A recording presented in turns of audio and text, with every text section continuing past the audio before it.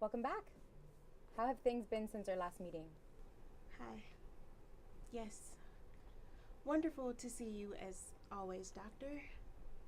So, as you know, Mama's funeral was last weekend and I just ain't feel like going. She don't deserve my presence. She wasn't there for most of my life, so why should I be there for the end of hers? it was a beautiful service. Everyone had such wonderful things to say about her. She was a beacon of light in everyone's life, and she was my best friend. I just don't know. How I'm gonna get through this? She's been a deadbeat mother my whole life. It ain't much of a difference. Did your sister come? Of course she didn't. She couldn't be bothered. I mean, what did I expect? She wasn't there when Mama was first diagnosed. She wasn't there for the chemo and radiation. She wasn't there when our mother started to forget who she was. So why would I expect her to be there on the one day I really needed a sister? Someone who knew Mama the way I did. Seriously. I thought about going. Sasha reached out to me a few times, so I guess that's something. But that girl has had her head so far up our mom's ass our whole lives. I just ain't feel like dealing with her shit. I really don't have a reason to deal with her anymore. And what do you mean by her shit? The death of our mother has been Difficult to say the least. I mean, as I've been unpacking all of my mommy issues, it's come to my attention that most of my problems I have with my mother are intertwined with my problems with my sister. She just Doesn't put in any effort. I try, and she gives me nothing. I've literally only tried to be the very best sister I could possibly be. She just can't be civil. She doesn't know how easy she had it growing up. Can you believe she actually said that to me? Like, does she really think my life was easy? She has no grip on reality. She had everything handed to her growing up. She never had to wait for anyone. Everything has and always will be given to her. I just want her to just realize how drastically, vastly different. She tries to make a scene. She just constantly shut me out our entire lives. She refuses to even acknowledge that I have a side to the story. When I was younger, I thought having a big sister was like having my very own superhero. She was everything to me. And as her big sister, I haven't been award winning. Fine. I can own up to that. I just want her to realize the privilege that our mother's new life afforded their new Family. Yes, we lived a bit more comfortably. But Dana was always welcomed at the estate. The day my mom left me and my dad was the worst day of my life. The day she told me she was going to be marrying Mr. Robbins, that was a close second. She had this new life with this new husband in a new city. And then she got pregnant with Sasha. And she had a new daughter. She had a whole new family. And I know she tried her best to merge these two worlds. I was a fucking afterthought. Oh, and my mother never let me forget it. Holidays, birthdays, she never failed to remind me of my place in her new life. And you know, sometimes I can feel Sasha doing the same.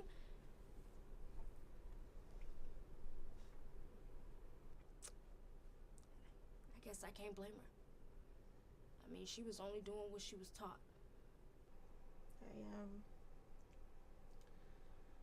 I guess I just never thought about it that way. I thought she didn't like me. And I don't think I could ever forgive her for leaving me alone to take care of Mama by myself. I know they weren't on the best of terms, but my mother started to forget who I was during her last few years. And I finally got a glimpse of the harsh woman my sister knew. There were days I thought she hated me.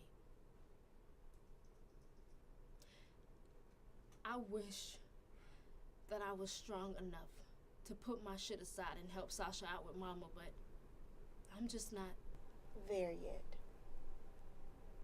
And I don't think she ever will be. I have to learn to just let her go.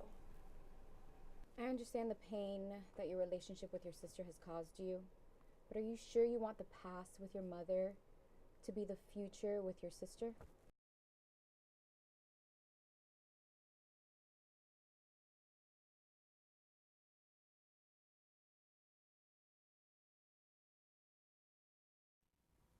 Keisha. Come in. Come in.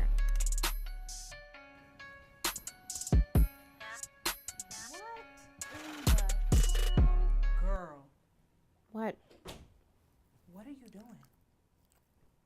Or, just living my best life. You want some? Get up. I am not wasting another Saturday night watching you mope around about your non-existent sex life. Just go. Please. I'm sorry. I'm being a jerk. Are you okay? I don't know what's wrong with me. Like, is it me? Could you be a little bit more specific, Keisha? I mean, dating. Okay. I met this guy online. We exchanged numbers, had a really great conversation. I thought we were really hitting it off. We went on a date. I got all dressed up, hair done, only for him to stand me up. He stood you up. Wait, this isn't the same guy you met up with. Yeah, it is. But I guess he sat down with me for 3 minutes and then disappeared out the bathroom window. But yeah. Well, what did you wear? Well, that corduroy pantsuit with the The buttons down doodle the side. brown one with the shoulder pads. It's mahogany, and yet. Well, that's part of the damn problem. But at the same time, if you were too boring, or you talk too much, or you started on your pro-feminism, shawty don't need no man rant, I completely understand why he dipped out on you. Thanks, Judith. Sorry, not sorry. All I said was that strong, independent black women, just like myself, are constantly only overlooked by the media and their community. Keisha, most black men don't want to hear that mess. I mean, you're right. But come on, sis. Don't nobody want to get lectured on the first date. I keep telling you, you got to hook them in. Then you can take your wig off, wear the bonnet around the house, and annoy his ass. Well, good riddance. I was never been so humiliated in my entire life. Even worse than the time. Even worse than the time you tried to give yourself a texturizer and ended up looking like Rick James. I don't think so. Whatever. I'm never dating again. No, don't do that. Just loosen up. Excuse me. I am not a hoe. That's precisely why I say loosen up. You always got to take things to the extreme. You can never just relax. You have to have a goal. What is so bad about planning and being organized? You've been acting like Shirley Chisholm. I mean, it's fine to meet a guy, date, get married, have kids, and in that order, but you can't force it. I mean, just have a little fun. Like me. Like you? Ew. Har, bitch. All right. I get it. Sounds good and all. You're making it seem a lot easier than it is. It's all in practicing. Here, put this on. I'm not wearing this. Get your ass up. Get in the shower, shave your little nasty legs, put some perfume on, because we're going out. Bree, I just... No. We're getting out of this house and we're going to Jimmy's. What if no one talks to me or, asks me to dance? We're young. We're beautiful. And we getting some tonight. Now, I heard the ugly brother's still looking for you. I hate you. I hate you too. Fine. I'll get ready. 20 minutes. Ladies and hot wings, free until 11.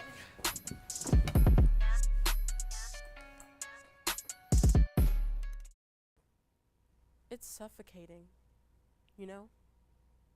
Depression. It's exhausting. It feels like no matter how much work I do on myself, There's always those days where it feels like I've done no work at all. Days where I feel like the Mia before. And it just feels like, what's the point, you know? My therapist is always saying, Mia, don't worry. Every day isn't going to be perfect. You've come a long way. Well, what the fuck am I supposed to do with that, huh? What's a long way from rock bottom? I feel it though. The shift that comes.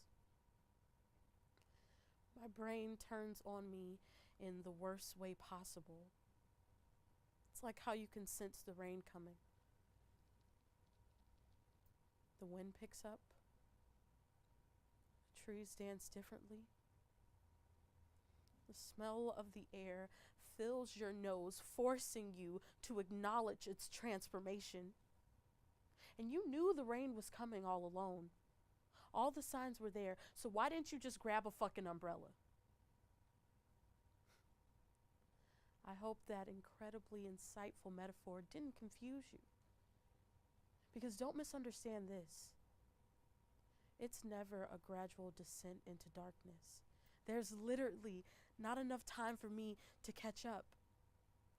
It's like I'm running away from a mugger, and every single time I try and stop and catch my breath, there he is again. Back again with a vengeance.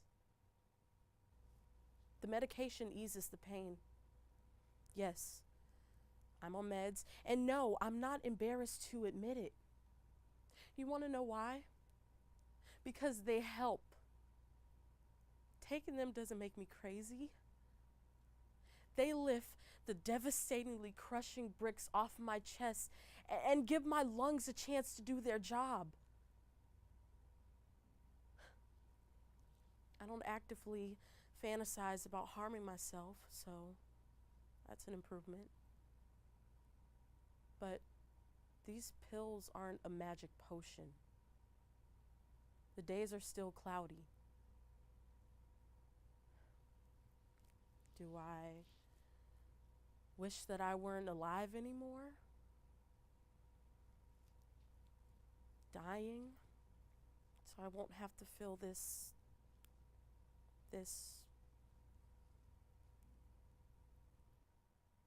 Hey, don't look at me like that. This isn't just me being sad or in a mood or some millennial laziness bullshit. Do you think I want to feel like this? Not having enough energy to eat or not being able to get up out of bed every morning,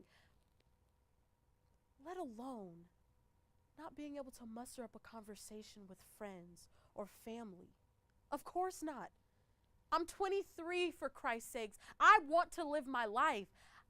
I just can't. It's 5 times harder for me than it is for some non-depressed person to wake up every morning. I have to talk myself into living. You don't understand the guilt that comes with this disease. The friends that you inevitably lose touch with because they're tired of you canceling plans with them. The worried phone calls from your parents begging you to tell them what they can do to help you. Constant fear that your depression is hurting someone else's feelings, but you work at it. You wake up one day and say, I'm tired of living like this. You visit your friends, no matter how short of a visit. You learn to take pride in even the smallest of accomplishments. Learning to take care of yourself and loving yourself, it's the hardest thing you'll ever learn to do. But once you do, I promise, it'll be worth it.